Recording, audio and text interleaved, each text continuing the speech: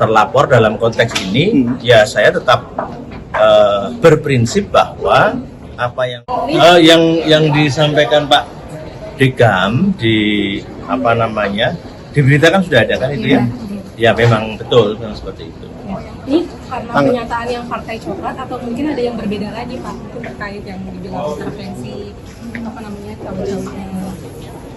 Sejauh saya tahu laporan terhadap saya di MKD itu ya soal postingan saya di TikTok tanggal 25 November kemarin. Ya, responnya Bang, melihat ini kan ada juga beragam reaksi terkait dengan adanya pelaporan TMKD ini, ada bentuk otoriter dan sebagainya atau pembukaman terhadap anggota DPR. Tanggapannya sebagai terlapor nih Bang, melihat fenomena ini Bang? Kalau saya menganggapnya ini kan sebagai mekanisme yang wajar, itu ya yang pertama. Dan saya sebagai terlapor dalam konteks ini, ya saya tetap berprinsip bahwa apa yang saya tayangkan itu ya seperti itu, dan saya akan mempertahankan itu di sidang besok. Saya akan beri penjelasan di sidang besok. Pukul berapa kalau pagi? Besok saya 14.30. Tapi merasa nggak sih Bang kalau pernyataan Abang ini melanggar kode etik? Atau Oh enggak. Merupakan hoax gitu kan? Enggak. Kan dari Komisi 3 bilang kalau Pak itu adalah hoax. Enggak, sekarang begini. Kalau teman-teman itu mengikuti dari awal sampai akhir postingan saya, yang paling penting di situ yang harus dilihat apa? Saya nggak menyatakan pendapat apa-apa loh di sini. Saya cuma mengatakan, ini ada berita dari podcast Bocor Alus seperti ini loh. Itu kan tayangannya panjang yang Bocor Alus.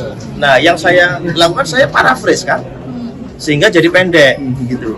Inti dari podcast Bocor Alus itu seperti ini. Kan gitu.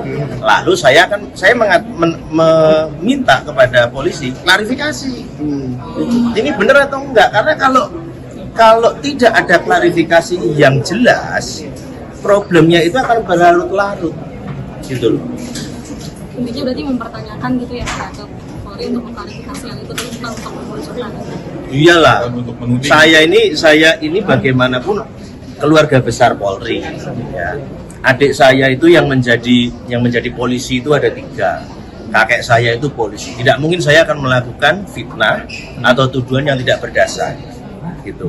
Yang saya inginkan adalah klarifikasi sehingga ada suatu ketegasan dari aparat pemerintah dalam hal ini Polri tentang berita-berita yang berseliweran seperti itu. Itu yang pertama. Yang kedua,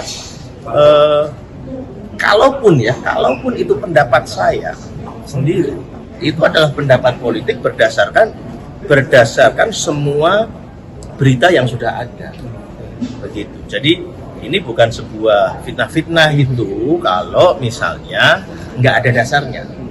Itu satu. Yang kedua, tidak etis itu kalau misalnya dalam tayangan saya maki-maki. Ini kan enggak, bahwa intonasinya itu keras, bahwa intonasinya itu kenceng.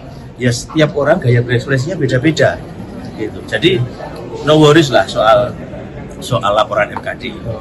Berarti intinya siap untuk mengklarifikasi dan menjelaskan. Siap.